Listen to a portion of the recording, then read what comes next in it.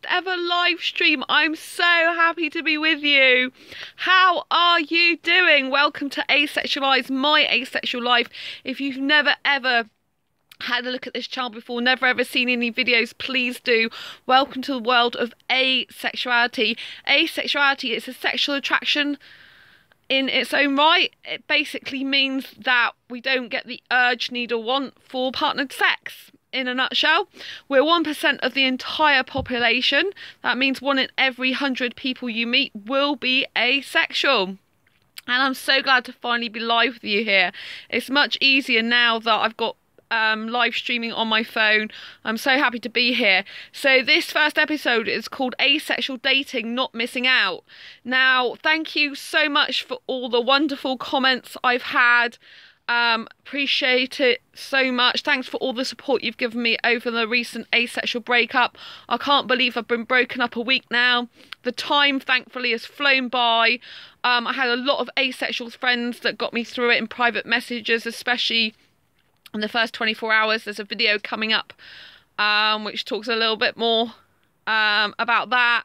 You know, the first 24 hours of breakup was really hard for me. I didn't want to go to sleep. So I had a lot of asexual friends message me, phone me, video chat with me, and it was just incredible. So the video that's coming up says thank you. But this is sort of an intermediate video. I just want to thank you from the bottom of my heart for all the support, care and love you've given me. It means such a lot to me. It's the greatest gift you could ever give me.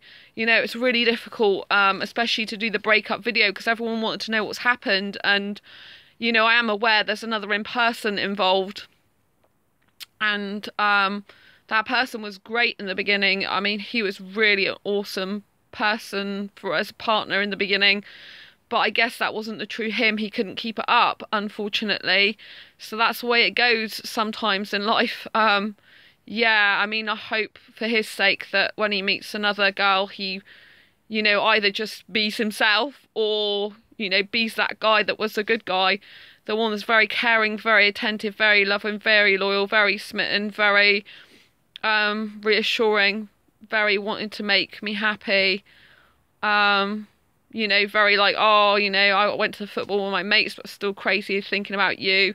You know, it's just that kind of really solid bond relationship I thought I had with him. You know, where it doesn't matter what you're doing, he's still watertight with me. So yeah, go ahead, do what you want. Like, you know, that was wonderful about him at that time. And then distance, you know, it was like, you know, basically he didn't value my worth anymore. I always valued my worth. He didn't seem to think I did. I got the impression he didn't seem to think I did. Like, because I was phoning and messaging him, which is what we always did and he loved. So because I continued that, it seemed like, yeah. Well, he just didn't value my worth, but I will always value my worth, which is why I left. So yeah, and that comes to the point. I'm not missing out because I'm not missing out on someone that became potentially controlling over me. Well, he was threatening me to leave me. If I did this, couldn't decide whether he wanted to be with me or not. When a guy gets to that stage, you know, it's time to go. If he doesn't value the worth of you as a person, you know, he knew I got lots of offers from guys, you know, but I was interested in him. So, and you know, I'm a very intelligent person. You know, I've just been made redundant recently, a couple of weeks ago. So, of course, I'm not doing a full-time job like I used to. So that changed my life quite a bit. But, you know, I work through the night. That's what I like to do. I like to do things, but he liked things done his way. And, yeah, found it difficult to adapt to my way of doing things, I guess, sometimes. Anyway, I was supposed to be seeing him yesterday, which was Saturday. Today is the 5th of November, 2017.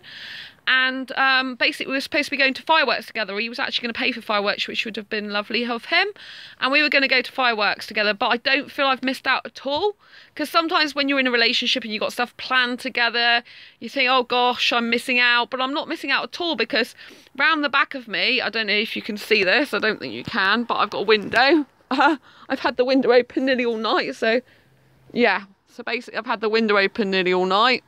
And there's been fireworks, you know, there's been fireworks all around my flat, basically. I live in a big house in a flat in the middle of a house, and around everywhere's different windows, like in my hallway and in the bedroom where I am now, and I've been able to see fireworks live, different types of ones, so I can see fireworks in the comfort of my own home, haven't had to stand out in the freezing cold. I can do other things in between, which has been amazing. You know, he was going to pay for fireworks, but I was going to have to pay for the bus to get there. He was supposed to be seeing me for 5 days, which would have cost me some bus fare, like, for the week. So I didn't have that expense. So, you know, that saved me some money in my pocket. I can take myself out a self-date with that.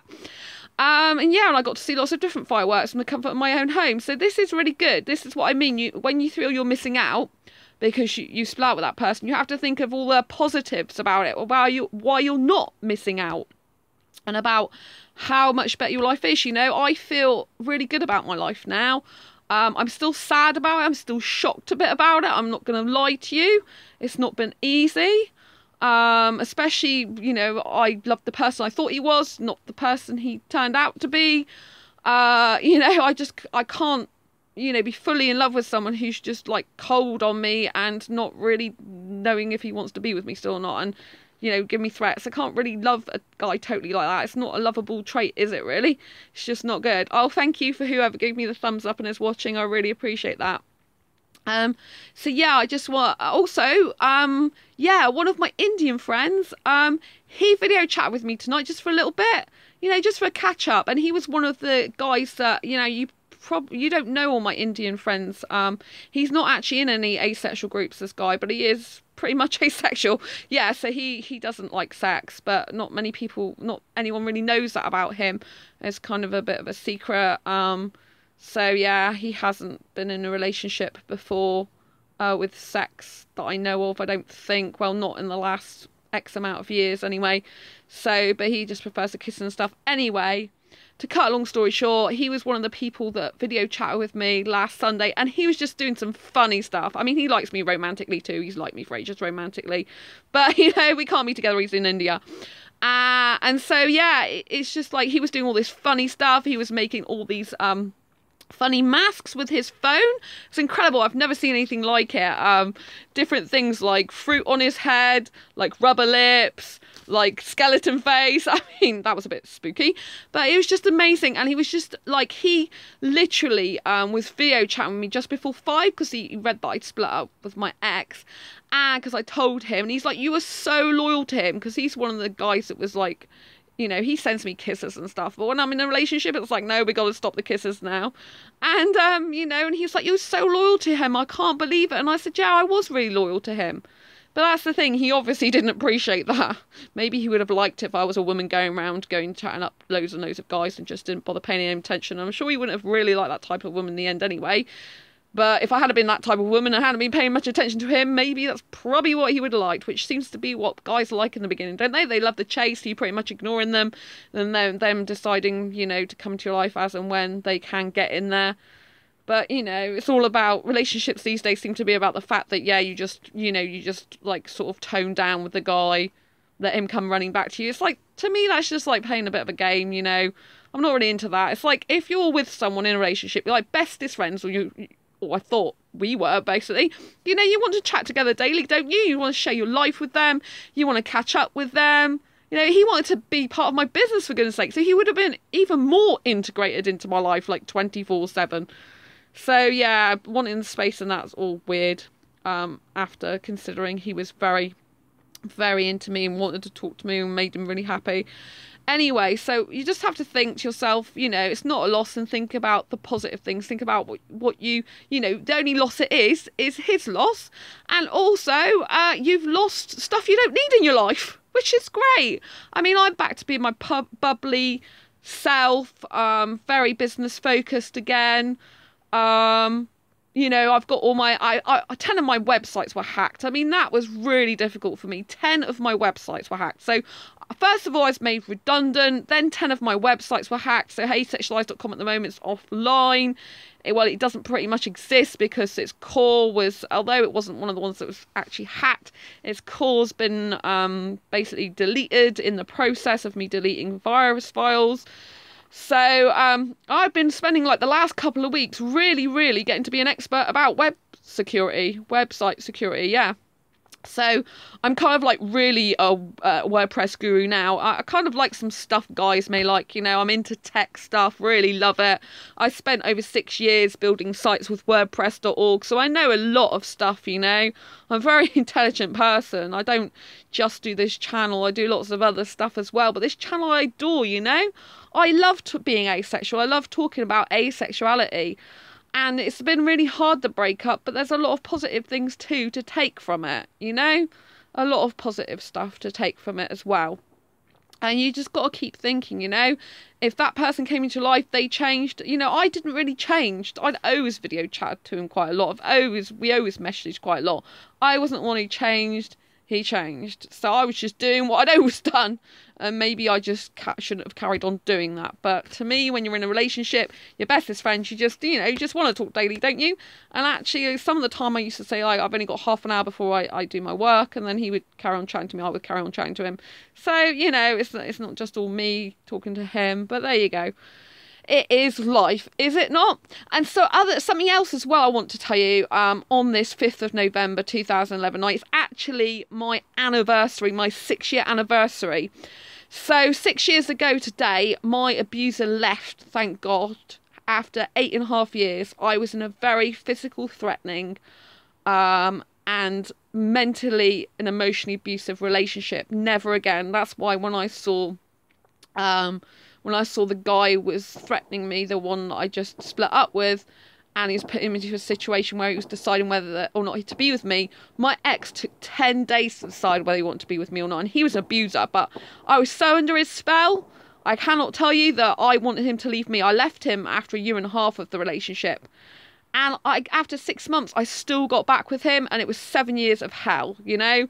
And I knew that I couldn't just leave him because he would never leave me alone. For those 6 months we split up, he pursued me, the police were involved, and he still pursued me and didn't give a toss.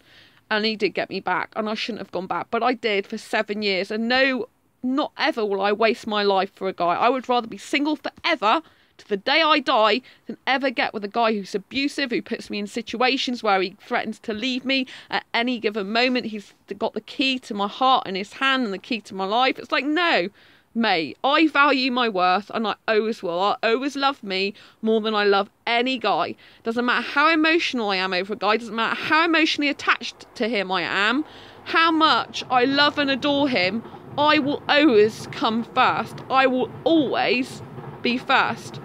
So yeah, but every year, you know, I kind of celebrate in my mind that's my year of freedom. 6 years, you know, I was living back then, but I wasn't alive. I wasn't thriving. It was horrible. I couldn't do anything right in the end. You know, whatever I did. Hi, Martin. Nice to see you. I'm partway through the video live. This is the first time. It's really lovely to see you. So yeah, thank you for coming on. It's so wonderful. So yeah, I spent like a total of 8 years with that guy, and never ever again will I be in an abusive relationship. Never ever again will I be in a position where a guy literally says to me, well, if you do this, I'll leave you. Oh, that's okay. You can go back and watch it, because when I finish it, I think it posts. Yeah. So, and then also I've been in an abusive relationship for 7 years prior to that. So that's pretty much a lot of my young life, you know. And now you might notice I've got a 21st mindset, you know. I live in my 21st year. I choose to be younger than I am in my birth certificate age, because now's my time for living. Now is the time I'm young, when I missed all those years ago, you know. The first really badly abusive relationship I got in was I was like 17 when I first got with the guy, you know. And it's just horrible, you know. Half of my life I spent in bad relationships. So before the guy I recently split up with, and I dated a heterosexual guy for 2 months this year, which wasn't good. Not really because of the lack of sex, it was just his whole attitude, and I kind of put up with this really bad behaviour, and most women would have run him out. Well, they did run him out. He said he couldn't even get a second date. And I stayed because I thought he could do without the sex. And if he can accept that about me, then I'll accept stuff about him. But I shouldn't do that. And I don't advise anyone to do that, you know. And asexuals are scarce, right? We're 1% of the population. So you could say we're scarce. But if you think of an abundant mindset, we're one 17 when I had my first and only relationship too. Oh, bless you. Well, actually, Martin, I had relationships before I was 17. I had a relationship when I was like 6 years old, and that was emotionally blackmailing at 6 years old. And I don't really talk about that at all. You know, I just don't even go there. So, yeah, when I was 6 years old, emotional blackmail started taking part. So, yeah. And then in my teens, I had relationships as well. I had relationships, what was I, 15, I think I started having relationships, something like that. 15 years old. Yeah, I had abuse when I was 15 as well. That was sexual abuse, which you can read about in my Asexual Perspectives book. So yeah, I've had a lot of abuse. Oh, thanks for that. That was before I knew of asexuality too, as you may remember. Yeah. I didn't know I was asexual. I never knew I was asexual. And the thing with me is, why I didn't know I was asexual and I thought I was heterosexual is because I experienced arousal, but I didn't know it. Like, before I went in asexual forums, I didn't actually know that I experienced arousal. I know it sounds really weird, but I'm really super romantic. I'm hyper romantic and I experience high levels of arousal, but I only found that out about my body, and I had sort of an awakening about my own body when I found out I was asexual in 2014, and that's been really difficult. It's like, oh my goodness me, how can you experience high levels of arousal yet no sexual attraction whatsoever? But I just never experienced sexual attraction. I just don't.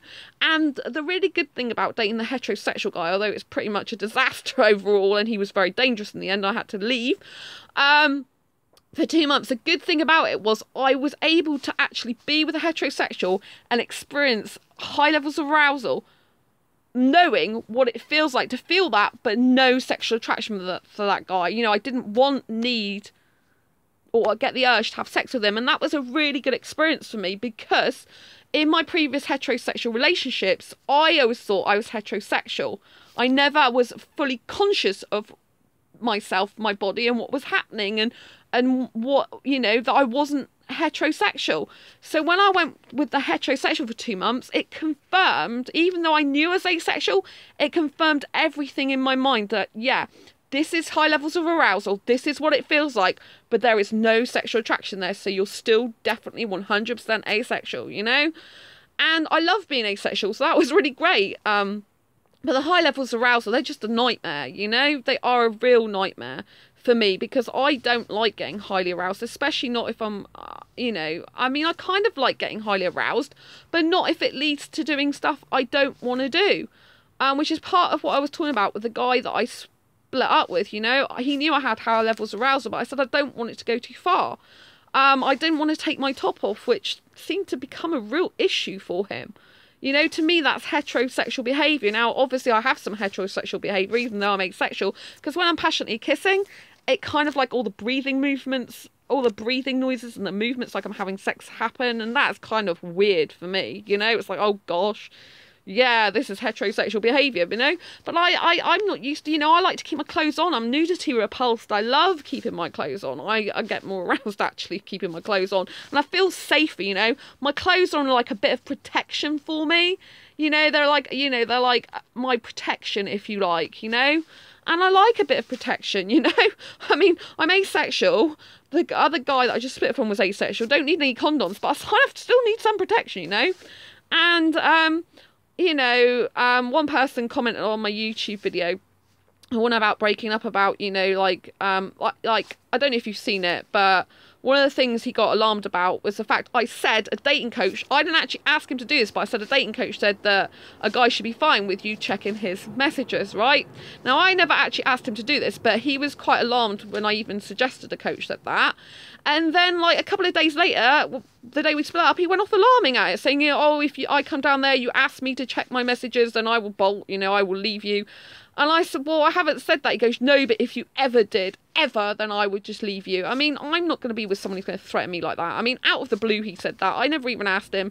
But, is the arousal you're talking about sexual or romantic? Sorry, I don't know the terms. So, I saw the near 40-minute video and I saw the comment, but I didn't properly read the whole comment. Maybe I will later. Okay. So, I've got 2 questions, so let me answer them first. First of all, I'll answer Martin's one quickly. So, there was this woman who's saying, you know, the fact you wanted to check your messages isn't that controlling, and she wanted me to answer. So, first of all, I never actually asked to check his messages. Secondly, it was a dating coach that said a guy should never mind you doing that if you asked to do that. So that's who I learned it off, and I was actually just mentioning it. But then he went off alarming, which made me think, well, yeah, I should definitely say something now. I should be like checking his messages, because if someone goes off alarming of something you haven't even asked for, and they're not just like cool with it, because then to me that means they've got something to hide, or they've maybe it's not they've been going off with anyone else, maybe it's just other stuff they don't want you to see on their messages. So it kind of like begs the question now, what was in those messages? Like he said basically it's just to do with trust, and if you don't trust me, there is no relationship without trust. To me, it was just an excuse to leave me. If you're going to leave, go and blooming do it properly. Don't beat around the bush and put me in a threatening situation and then say, well, I'm going to just take time and space to decide whether I want to be with you or not. I mean, that's just controlling. Either you want to be with the person or you don't. He knew I had trust issues.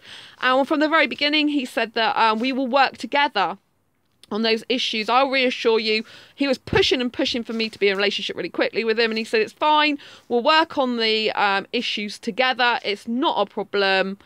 I'll just reassure you everything's great. And we were before that was happening, but obviously he had a change of heart. But do I think it's controlling? So personally, I mean, I kind of feel weird about asking to see someone's messages, because I don't think it's something I've ever really done before. But had I checked the guys' messages, I might have seen the guys in the past have these affairs, I mean, one was having the guy I was with for 7 years, who was abusive anyway. I found at the end, first of all, he had an affair with a vicar, like a year into the relationship, which he said was abuse. So I kind of like, it was a male vicar. I was kind of like 50-50 on where he was telling the truth or not, because he was quite immature and had a bit of a strange, very young mind. But yeah, I kind of accepted, forgived him for that. And then we moved into a house to go on 1st of December, and by I think it was like the 21st of December, he's telling my mum he's had an affair with this woman with a kid, and all the time he was away, and I thought he was working 2 jobs. He had 2 jobs, but he was seeing her. So had I actually checked these guys' messages, I would have probably found all this stuff out, and I would have probably found a lot out about all the women they were chatting up, So obviously I didn't check their messages, right? But the point is I said to him, I said, well, if you want to check a few of my messages, it's fine. I mean, there's some private stuff I do, because I do business stuff online as well, that's confidential, private stuff, with clients, I can't give that out. But, if you want to check a few of my messages, go ahead. I haven't got anything to hide, but I was always really honest and upfront. I mean, if any guys started chatting me up and stuff, I used to say, this guy's chatting me up, this is how I'm dealing with it. I didn't have to tell him, but I did, because I want to instill that trust in him. Because I do get a lot of guys approaching me, and I wanted him to be able to trust me, so I told him some of the message stuff, It just, that puts, makes him think, well, she's telling me about this stuff, she's got nothing to hide, she's been so open and honest about things, and that gives you a lot of, I think, strength in the relationship and safety, because he had trust issues with the past, but he said he trusted me, so that's fine. But I was really being very, very transparent with him. So I hope that's answered your question. And no, I don't think it's controlling to ask to see a few messages. I do think that if you're with someone who's wanting to check your messages all the time, and especially going through your phone when you're not even there, then, and they're asking to check your messages and they're just really on your case, and of course it can be used as a form of control. Just a person coming up and randomly saying, can I check a few of your messages, is not that big a deal. But like I said, I haven't done it anyway in the past. The fact that he was so threatening over it made me feel like I should ask him, and then I began to say, well, I don't see the problem, because I don't, I mean, he basically created a problem that wasn't really there in the first place. If he just said, yeah, honey, you could check my messages, whatever, I probably wouldn't even thought about asking him or thought about anything bad to do with him, But anyway, there we go. So, to do with arousal, okay, so I'm asexual. Some asexuals experience arousal, some don't, but arousal is not the same as sexual attraction. So sexual attraction, which is basically where a sexual orientation like heterosexuality comes into it. So a sexual attraction is basically getting a need, urge or want for partnered sexual intercourse, right? I don't ever get the need, urge or want for partnered sexual intercourse with anyone, it just doesn't happen. Right? But I experience high levels of arousal in my body. So, okay, so with me, I'm quite unique in the fact that I can get aroused by myself. I can get aroused just by saying the word kissing. I can get aroused by just saying the word arousal. I can get aroused by saying the word sex, even though I hate it, because it sets off involuntary responses down below. Right? It can be quite difficult. Okay, so and if a guy like is talking to me and say I'm his girlfriend and he's talking about kissing me and stuff, it makes my body feel aroused. If I'm physically kissing him, it makes my body feel aroused. So my arousal can be a mental arousal stimuli, or it can be a physical. Now most people's arousal is done by physical response if they're, you know, not if they're not sexually attracted to someone. So basically, if you're sexually attracted to someone, then it's normally a mental and physical thing.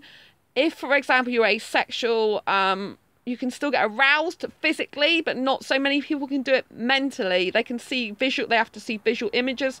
Some people do, like some asexuals watch porn to see the visual images to make them aroused. So maybe they want to masturbate and relieve it if they've got a high sexual drive, but they've got it aimed at no one. With me, I can get aroused without any stimuli whatsoever externally. I don't like to actually get aroused over anyone, apart from with myself. I just don't. I just can't be doing with it, you know. I don't want my arousal to be aimed at anyone. I don't like anyone else involved with it, you know. I don't watch porn. I don't want anyone else involved. I don't want to have to feel that I've got to rely on someone else for that arousal feeling, because then I'm kind of bringing them into my life and into my... So the arousal will disappear once the stimulus is gone. Okay. Kirby. Right, so the arousal will disappear once the stimulus is gone. Okay, that's what you're asking me. Okay. So sometimes I have to relieve my arousal, right? So I prior to like 2014, when I found out I was asexual, I never actually masturbated, not once in my entire life. Oh, speaking of masturbation, have you done a video on that? I really should have checked. If not, can you do one, please, explaining on whatnot? Yeah. I don't know if I've done... I think I might have done one a long time ago, Martin, about masturbation. But I don't think I've done anything recent. And I think it affects quite a few asexuals, because a lot of them feel guilty about it and stuff. And, you know, I've always thought masturbation's kind of gross. Like, the word, I don't even like the word. But actually, I've done it quite a bit, which I didn't even used to like to admit to. But I kind of prefer doing that with myself, because then I'm not relying on a guy. I'm just completely self-loving, you know. I don't ever want to be reliant fully on a guy ever again, because if you're fully reliant on someone to even, you know, and outside people to stimulate you and arouse you, that means you're always going to be needy or attached to some other people. Like, I do get emotionally attached to people, but I can, you know, give them up now, which is great.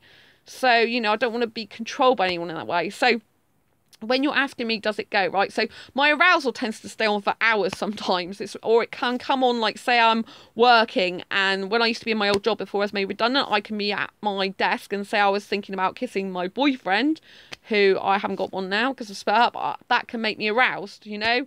So I can be in the middle of really weird situations, like, got nothing to do with any physical touching. I can just think and feel aroused in my body, and if I want to create that myself, I can. And the feeling doesn't really go away, because my arousal is not just physical, it's mental. It doesn't go away that much until I relieve it, or I get distracted, or get productive in creative pursuits, or do something else to take my mind off it. So yeah, so I guess when the stimuli is not physically there, and when the stimuli is not mentally there, that's when the arousal goes for me. So yeah, you could kind of argue the stimuli goes, the arousal goes, but, you know, it lasts for a long, long time sometimes, and it's just so annoying, because I don't... So whenever I talk about stuff like this, it just, like, makes me aroused, which is horrible, because it's like I'm then sharing arousal with strange people on YouTube. Yeah, when I say strange people, as in strangers on YouTube, it's kind of like I'm sharing my arousal with you, and I don't really want to do that. See, it's kind of really, really weird, and it gets a bit crazy, and it gets a bit, like... It just gets a bit disgusting thoughts for me, you know, as in I'm sharing my arousal with people I don't know. So it's kind of like, that's personally weird for me, you know, because I don't want to feel like that with people I don't know. I just want to feel like with myself. So I hope that's answered your questions. Yeah, so with me, I'm kind of different, because I don't ever get fantasies. I don't ever want to get aroused by someone. I don't have sexual fantasies. Some asexuals apparently do. I don't have anything like that. I'm not into BDSM, I'm not into porn. I don't need any of that stuff in my life. You know, I don't like it. It doesn't feel, you know, it feels quite gross to me, but it's not to other people. So each, you know, each to their own, you know, if you're doing that. So, but yeah, masturbation I've always found quite a difficult topic because I've always felt the word's quite disgusting. I always feel like it's a bit disgusting, and sometimes it makes me feel a bit sicky. But I've kind of got used to doing it more now, and especially before I broke up with the guy, it's kind of like, well, I don't need this guy physically either, because, you know, I can do anything for myself down below if I want to. And, you know, and there's nothing, you know, you can even kiss yourself. So I'm a bit of a kissing addict, right? And one of the reasons why I need a relationship sometimes, or it's not good to need a relationship ever, but I can get a bit like I need a relationship, is because I want to kiss the person, you know? I'm pretty much self-sufficient else. So yeah, you can kiss yourself, like kiss yourself on your arm. It's quite good practice as well, so that if you ever do become in a relationship, you're a better kisser for them. And a better kisser for yourself, and you know what you like and you don't like. So all I can say is experiment with your body and don't be ashamed of doing that, you know? If you want to kiss yourself on your body, that's fine. If you can get to kiss as much as you want, which is kind of hard because it can kind of hurt your neck and all stuff. Depends where you're kissing and what you're doing with yourself. But I kind of think that masturbation is such a taboo, and that maybe I should be talking more about it, because I seem, you know, I'm quite good at it. That's the thing as well. I've shied away from it for years, felt a bit sicky over it, but I'm kind of good at it. I've got, you know, I kind of know where to hit my spots and stuff. So all I can do is say, literally, you know, like, if you want to get to know your body more on that deep, intimate level, go and explore yourself. You know, if you're going to do it, you may as well do it proper. That's what I say. If you're going to do a job, you may as well do it well, haven't you? So go and explore your body and don't be ashamed of it, you know. And if you want to touch yourself and caress yourself and kiss yourself and hug yourself, don't be afraid to do that, you know. Your body and your love and your self-love is the most important thing in your life, and it definitely should be.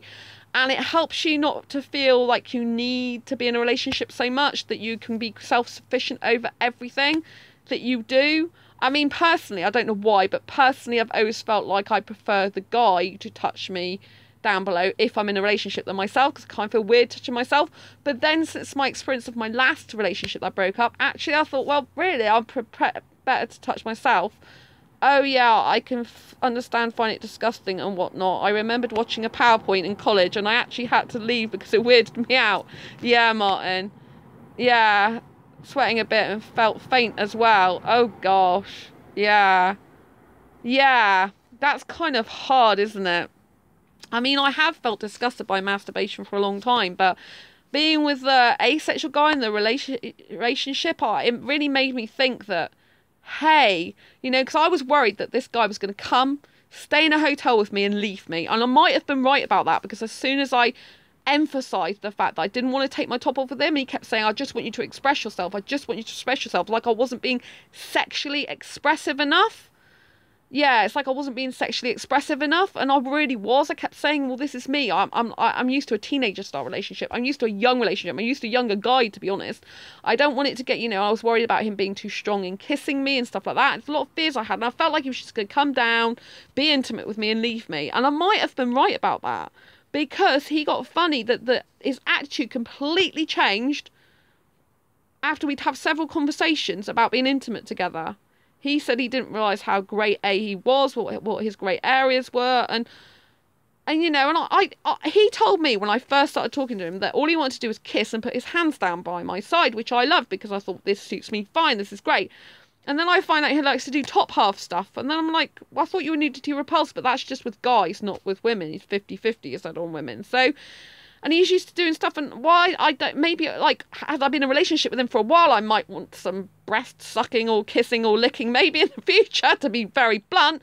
But right now, that's not really my thing, and that's not something I really wanted to do, you know? And it was kind of like, after that, he went cold on me, and then we talked about it, and he said that it changed his mind a bit. He didn't realise about the grey areas he had and the sexual behaviour, but he had been with heterosexuals before. And then kind of we discussed it, and he said, well, if things get too much with the kissing, we can cuddle. And I just thought that's such a nice thing, you know, it's really good. So he reassured me, but there was still an issue, and it still kept cropping up. So, and in the end, he was asking me, do you not think I'm really asexual, Sandra? And I said, well, I don't doubt you're asexual, but it sounds like you might doubt that you're heterosexual or not, you know? But anyway, so I don't know anymore. I get a bit confused myself now where he was or he wasn't, because it's like, well, he changed. And heterosexual behaviour, right? What happens with heterosexuals is they'll really chase, they'll really be well into you, say everything you want to hear, until the point that they get sex out of you. Then when they get sex out of you, or don't get sex out, then when they get sex out of you, they leave you. Or if you don't give them sex in the end, or are adamant you won't give them that, that's when their attitude changes. That's when they lose the interest in you. They lose that sort of more best friendness with you. They start going off with you. You can feel they're off. And this guy sort of exhibited that behaviour. He was well into me, hoping to be videoing chatting 6 or 7 hours throughout the night. We're having these overnight dates. It was like overnight seeing each other. His face lit up. He was so into it. He loved it. He couldn't believe we're doing it.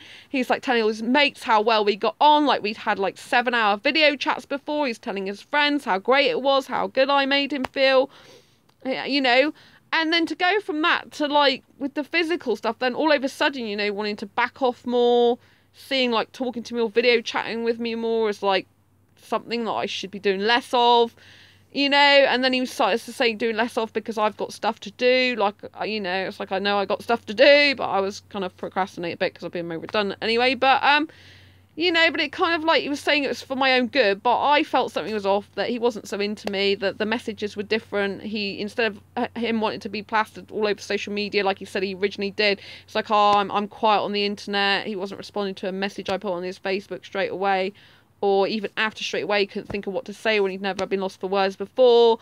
You'll even notice on YouTube that I Love You stopped and there was just kisses on there, and it's just like, and so I don't know anymore, because a heterosexual tends to do this. They're once they don't know they're not getting sex out of you, their whole attitude changes, and that's how it changed to me, and that's really, really sad, and I hope that's not the case, but I got a feeling that because he wasn't going to get what he wanted physically, then that was part of it, and he didn't value my worth anymore. And he didn't see the actual trust I did. Like, okay, I had trust issues, like I said, but I was going to be in a hotel room with him for 5 days on my own. And to be honest, I think if you're going to share intimate moments with a guy that you've never met in person before, even if you did ask to see a few of his text messages, I think you're damn right to do that, You are putting your safety in the hands of this strange person that, all right, you've seen them. I think some heterosexuals only consciously realise how much they want sex once they know it won't happen. Until then, they're in sort of some kind of hypnosis of their own intentions. Yeah, I get it. I really do. Thanks for your comment. The thing is, this guy was supposed to be asexual. He said he was asexual, and I believed him. So, yeah, I believed him. Maybe I shouldn't have believed him, but I actually gave him a lot of trust, And I think, if you're going to share a hotel room with someone, and you've never done that before, I would never usually do that. I'd advise everyone on my channel usually never ever to stay in a hotel with someone that you haven't met in person before. I would usually say don't do it, But with this guy, I was just so in love with him. We had a super strong connection. We actually did have a lot of asexual chemistry. I thought he was the one for me. I thought I could trust him like that, but I was still, I was still checking him out. I didn't check him out on Google till a couple of days before, sort of like, well, it was a few days before we broke up. I checked him out on Google, so I didn't. Like, I was in a relationship with him for over 3 weeks and I never checked him out. I told him to check me out, and I said that I'd been Googling him, and I told him I'd seen him on MySpace, 2 profiles. There's nothing much on there, but one looked a bit of a very sinister bedroom picture, which did worry me a bit, especially I was going to spend some time with him in the hotel room alone. So, yeah, it's kind of like, I would expect someone who, if I'm going to share a room with someone, if they're giving me that amount of trust, then yeah, if they want to see a few of my messages, check me out on YouTube, they want to see, like what my friends and stuff, I would be like, yeah, go for gold, because, especially if I wasn't a bloke, I would understand that as a woman, she needs to protect herself, especially because there's lots of people on the internet that aren't really who they say they are. That when you get to meet them in person, they're nothing like how they portray. I mean, even though we video chatted for hours, I never saw his friends in that time. I never saw his family in that time. I only saw him in a room. That doesn't give you a very overall picture of how they behave with other people, of how they behave in public, or how they're going to behave with you in private. It just doesn't, give an overall exact clear picture. So I think you're perfectly within your rights to do as much research on the person as possible. And I think you're perfectly within your rights to ask, a few security questions. I really do. And I don't think there's a problem with that. And, I especially, even heterosexual women, You know, they need to look out for themselves. I mean, I did an abuse course. So when I'm talking about abuse, I really know where I'm coming from, you know. I've done a basic counselling skills course. I've done a basic coaching course, live coaching course. I've done a NLP, neuro-linguistic practicing, basically, in that time with the coaching. I've done an abuse course for 3 months, which is how to look for signs of controlling people, which he gave me some signs in the end. You know, some of the other stuff that was going on is like, he tell me to do something and I was doing something like it, but he didn't like the way I did it, you know. And then one week he would be saying, like, don't be too hard on yourself over your businesses, you've been made redundant, you're getting benefits sorted out. The next week he's like, oh well, you know, you should be getting on with your businesses, do you want me to tell you what to do? That's kind of like punishment. It's kind of like saying, on the one hand, yeah, you know, don't be hard on yourself, but the other hand, look, you're not doing this, that and the other, shall I tell you what to do? It's kind of like, what's the word? I can't, you know, I don't know if you know what I mean, but basically you praise someone, build them up, then you knock them down. So, you know, he was on about, oh, if I spent so much time chatting to someone, I was your boss, then I would have sacked you by now. There's no way to please them but please them anyway. Kirby, yeah. That's the message. There's no way to please them but please them anyway. That's the message. Well, the thing is, you don't please them, though. You just please yourself, you know. If that person doesn't value your worth, if that person wants to control you and doesn't like it if you don't do things their way and then builds you up and knocks you down again, they're not a good person. It's only going to get worse. If they're threatening to leave you if you do this, or they're threatening, like, you know, they say that I want some time and space to think about if I want to be with you or not, that's just like get out sign, because I wouldn't be able to trust him after that, because I'd just be thinking, well, if I say anything to him he doesn't like, or do anything he doesn't like, he's always going to come back to me, well, I'm having one of those times again when I can't decide whether I want to be with you or not, you know. There was someone in my work, in my day job before I left, because I was made redundant. And there was a girl, right, and she wasn't happy with her boyfriend, so they split up, right. She couldn't decide whether she wanted to be with him or get back with him or not, so she got back with him, right, and that left him feeling really bad. It left him feeling like a bit out of control, so then he kind of, you know, he was really, though, to be honest, to be fair, I think to him that he was very lenient on all the male friends she had and all the dates she was being taken on and all the rest of it, even though, you know, all the guys she saw as friends. But I mean, she was telling me that she was thinking about other guys and stuff. So, and you know, she, ever since she couldn't decide whether to be with him or not, and then split up and got back with him, the ball was sort of really always in her court, is how he felt, you know, because he felt every time something would go wrong, or he would do something she didn't like. This is from her point of view. I could suss this out, yeah. Every time he felt that, because she was telling me how he felt, and every time that, my battery's going low, so I'm going to have to go off soon, by the way. Every time, you know, that when they got back together, every time that there was a problem, he kept thinking she was going to leave him. Now, I don't want that for me. I don't want that over my head. And I just knew then I had to cut it, you know. He said I was clingy, yet he was the one who pushed for the relationship. He said he loved me first, but I didn't even say he loved me. He said he was smitten with me. He said he couldn't stop thinking about me, even when he was out with his mates. He was messaging me all the time, wanting to video chat with me for hours. You know, the list goes on and on. He was moving things so fast that probably most people would have run a mile. Stuff like this is why I'm on the fence of what my romantic orientation is and lean towards aromantic. Yeah, to be honest, Martin, aromantic I would prefer to be sometimes, because I think, you know, being in romantic relationships is one of the toughest things ever. When you're romantically attached to someone and love romance, it's super hard. Whereas you're aromantic, you tend to be more, I want tons and tons of friends and don't bother having an exclusive relationship like I did with him. But yeah, I'm gonna have to go, guys and girls, because literally and anyone, I'm starting to think I'm aromantic. Yay, Kirby.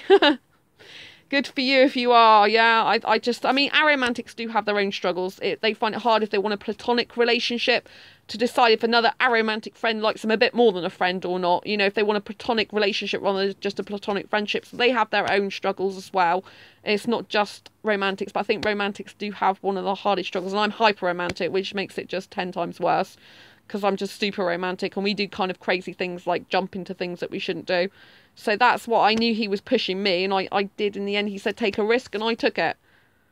But and look what happened. Yeah. Anyway, live and learn. At least I learned that I can, even though I'm emotionally attached to someone, I can still give them up because I put me first and I won't be controlled by anyone. So Yeah, and I bet he wasn't I bet he didn't think I was going to leave him just like that. I bet he thought he was completely in the driving seat of my life.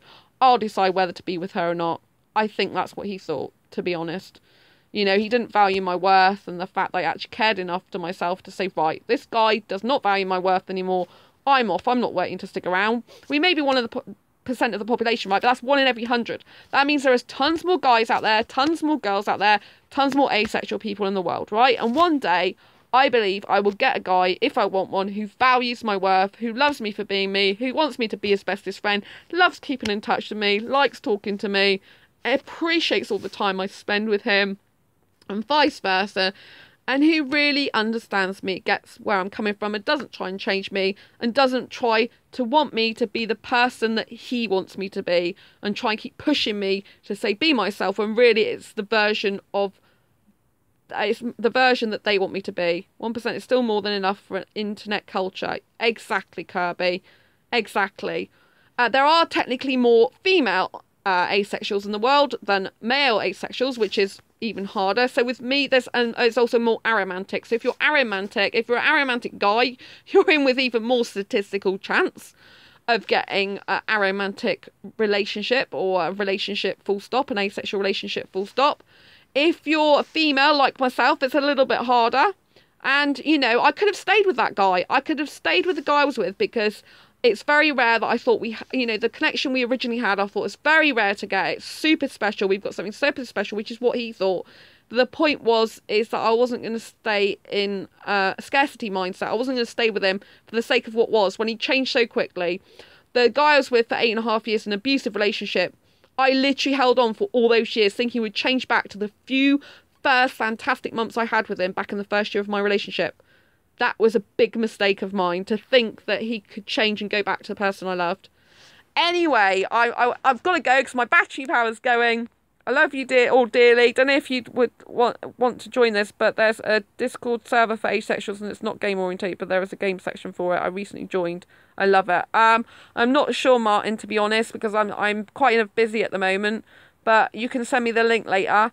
Yeah, so anyway, I've got to go because I'm getting really low on power, and I've had my food in the oven that's probably cold by now because I turned it all off, because I wanted to speak to you guys, you know, and catch up with you, and to finally get to speak to you live is just incredible. I will, Martin, do a video on masturbation. I've got a couple more other dating videos lined up. Thanks, Martin. Thanks, Kirby, as well. Thanks for taking part, everyone.